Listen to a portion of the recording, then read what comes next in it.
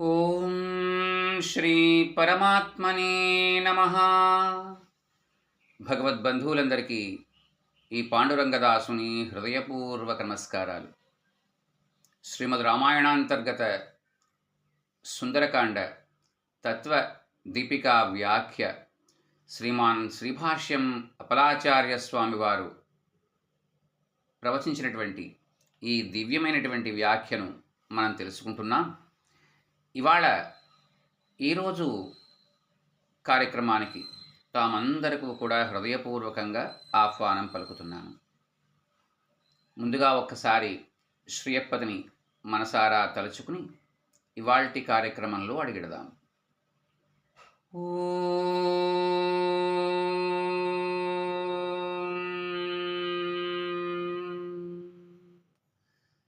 నమో నారాయణాయ.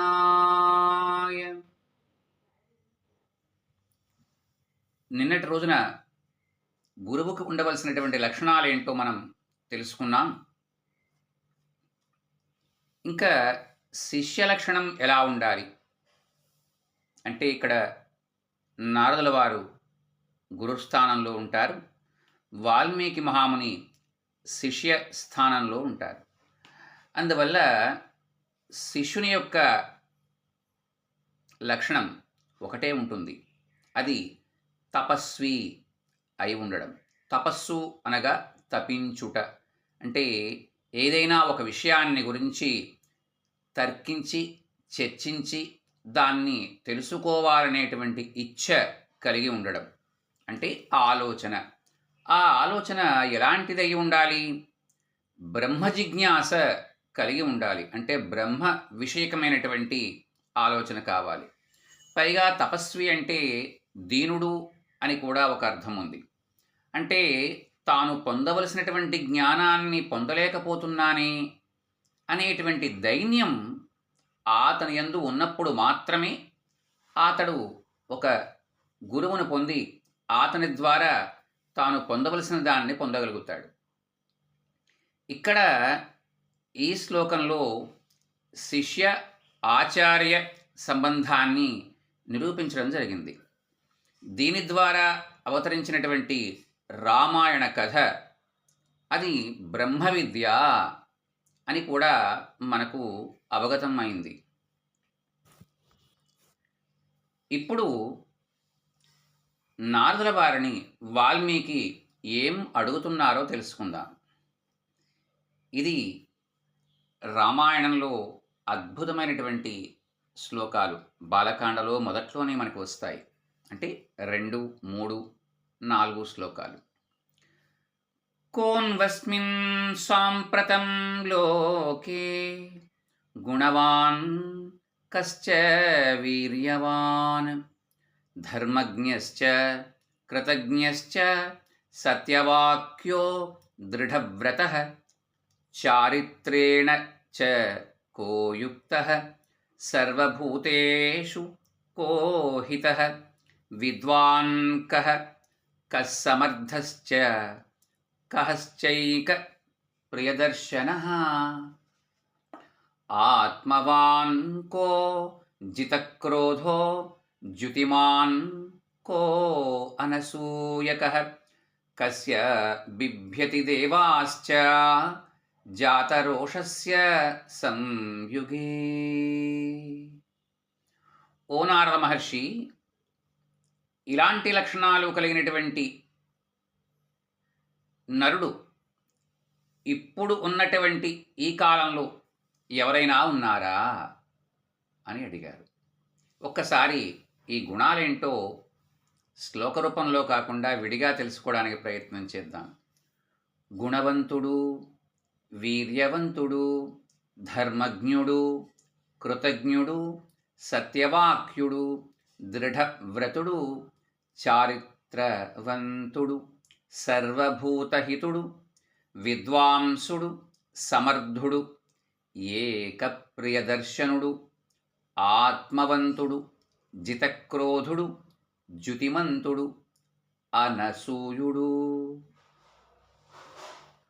అలాగే దేవతలు కూడా ఎవరిని చూస్తే భయపడేటువంటి స్థితి కలుగుతుంది. అలాంటి వారిని గురించి తెలుసుకోవాలి అనుకుంటున్నాను. అందువల్ల ఓ మహానుభావ, మీరే సమర్థులు గనక అలాంటి నరుడు గురించి నాకు తెలియచేయండి అన్నారు. 16 గుణాలు ఈ గుణాలు మనకి. ఈ 16 గుణాలు రామచంద్రమూర్తి వారి యందు వెలిగేటువంటి 16 కళలు.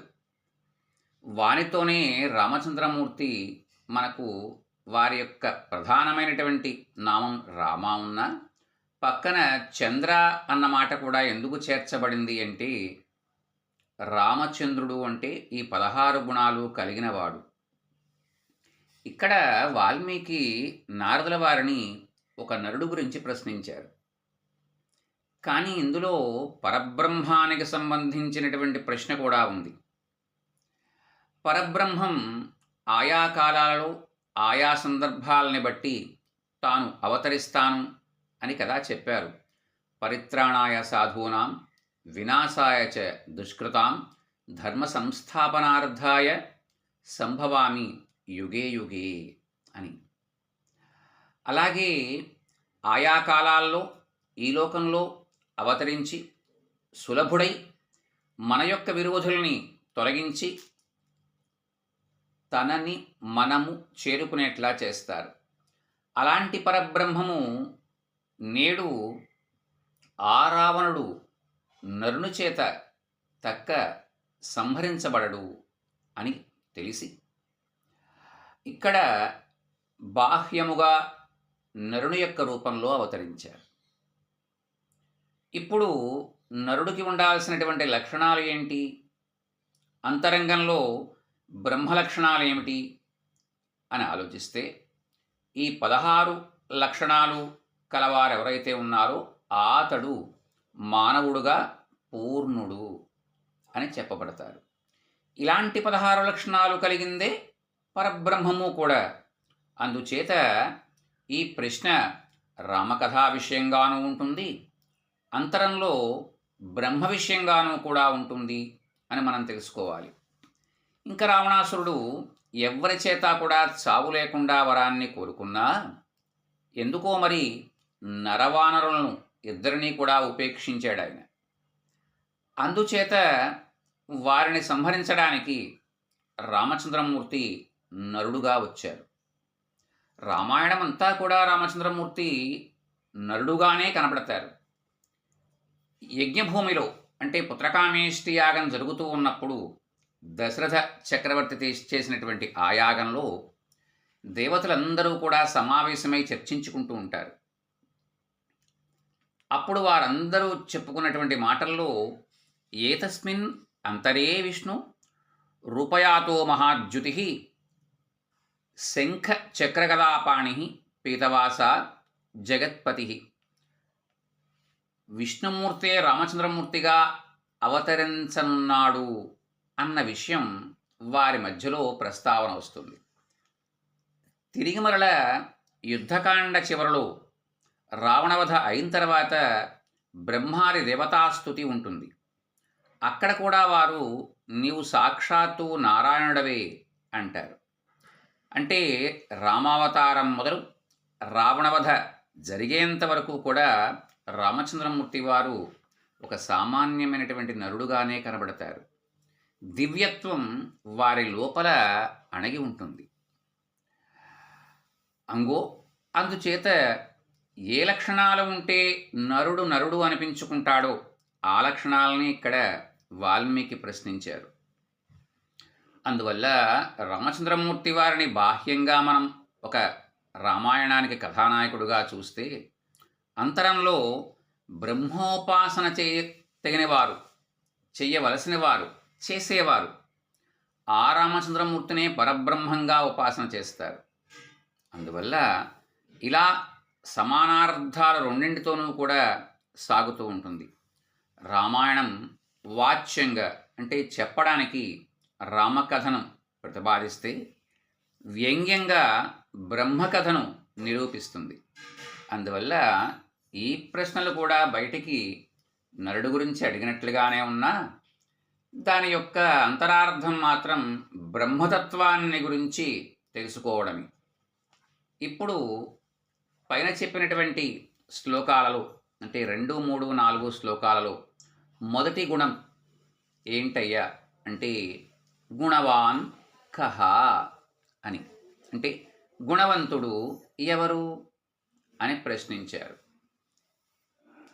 ఏ గుణముంటే నరుడు నరుడు అనిపించుకుంటాడో అలాంటిదే గుణం. ఏ గుణాన్ని ప్రజలు ఎక్కువగా కొనియాడుతూ ఉంటారో ఆ గుణమే గుణం. దానిని సౌశీల్యము అంటారు.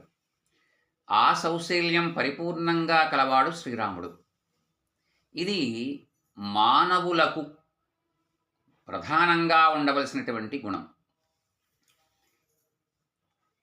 ఇంకొంచెం వివరంగా తెలుసుకుందాం దీని గురించి. మహతః మందైః సహ నీరంధ్రేణ సంశ్లేషః సౌశీల్యం. జాతి చేత, ఐశ్వర్యం చేత, విద్య చేత గొప్పవాడైన వాడు వానిలో తక్కువైన వారితో అరమరికలు లేకుండా కలిసి ఉండడం సౌశీల్యము. ఇది రామచంద్రమూర్తి వారిలో పరిపూర్ణంగా ఉంది. ఒక్కసారి మనం ఇంకొంచెం వివరణలోకి వెళ్దాం. రామచంద్రమూర్తి తాను జన్మించింది సూర్యవంశానికి చెందినటువంటి క్షత్రియుడుగా. ఇది జన్మతః ఆయన యొక్క గొప్పతనం. ఇంకా ఐశ్వర్యం చేత ఒక చక్రవర్తికి కుమారుడు, విద్య చేత వశిష్ఠ విశ్వామిత్రాది మహానుభావులందరూ కూడా ఆయనకు విద్య నేర్పారు. ఇప్పుడు ఇది రామచంద్రమూర్తి గొప్పతనం అని చెప్పుకున్నాం కదా. మరి అలాంటి రాముడికి మిత్రులైన వారు ఎవరుంటారు?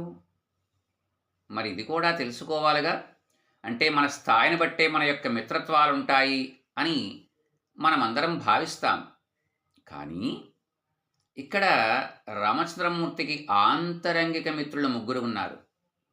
వారు ఒక ఆయన పల్లెవాడైనటువంటి గుహుడు, రెండవ అతను వానరుడైనటువంటి సుగ్రీవుడు, మూడవ అతను రాక్షసుడైనటువంటి విభీషణుడు.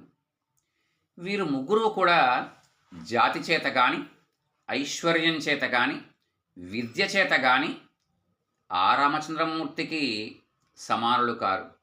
కానీ రామచంద్రమూర్తి వారిని తనతో సమానంగా భావించారు. అయోధ్యాకాండలో కూడా గుహుణ్ణి చూసినప్పుడు ఆయన చెప్పిన మాట ఎంత బాగుంటుందంటే ఆత్మసమః సఖా అంటారు. తనకు దీటైనటువంటి స్నేహితుడు గుహుడు అని చెప్పుకుంటారు. అంటే నేనే నీవు అంటారు ఆయన. అలాగే అతడు ఎదురుగా వచ్చినప్పుడు కూడా పద్భ్యా అభిగమాశ్చైవ స్నేహ సందర్శనేన చ. ఓ గుహ, నడుచుకుంటూ వచ్చి ఇంత ప్రేమ చూపించావే, చాలయ్యా, నీవు ఆతిథ్యం ఇచ్చినట్లే, ఇంకేం చెయ్యాలి అని ఎంతో ప్రేమగా దగ్గరికి తీసుకుంటారు. ఇక్కడ గుహునితో ఇంత మైత్రి రామచంద్రమూర్తి గడపడం ఇది గుహుడి యొక్క యోగ్యత కాదు. గమనించండి, రామచంద్రమూర్తి వారి యొక్క సౌశీల్యమే కారణం. ఇప్పుడు అర్థమైందా? మొదటి మాటలో మనకి ఎలాంటి వారాయన అంటే సౌశీల్యం కలిగినటువంటి వారు. ఇప్పుడు రెండవ స్నేహితుడైనటువంటి సుగ్రీవుడి విషయం చూద్దాం. సుగ్రీవుడితో కోరి మైత్రి చేసుకున్నారు రామచంద్రమూర్తి. సుగ్రీవుడు వానరుడు, భార్య రాజ్యము 2 పోయాయి. అతనితో మైత్రి చేసుకున్నారు. అతని యొక్క సుఖాన్నే తన సుఖంగా, అతని యొక్క దుఃఖాన్నే తన దుఃఖంగా భావించారు. సుగ్రీవుడికి వాళ్ళ మీద కోపం ఉండడం వల్ల తాను కూడా కోపాన్ని కలిగించుకున్నారు.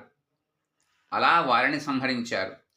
చనిపోయి పడి ఉన్నటువంటి వారిని చూడగానే సుగ్రీవుడికేమో కోపం తగ్గింది, ప్రేమ కలిగింది. ఏడుస్తూ నాకు రాజ్యం వద్దు అని విలపించాడు. అప్పుడు సుగ్రీవుని చూసి అన్నారు, సంజాత భాష్ప పరవీరహంతా అని. ఆ సుగ్రీవుడు ఏడుస్తుంటే తాను కూడా కళ్ళమ్మట నీరు చిప్పిల్లేట్లా దుఃఖించారు. సుగ్రీవుడి యొక్క కోపమే తన కోపము, ప్రేమయే తన ప్రేమ అని భావించారు.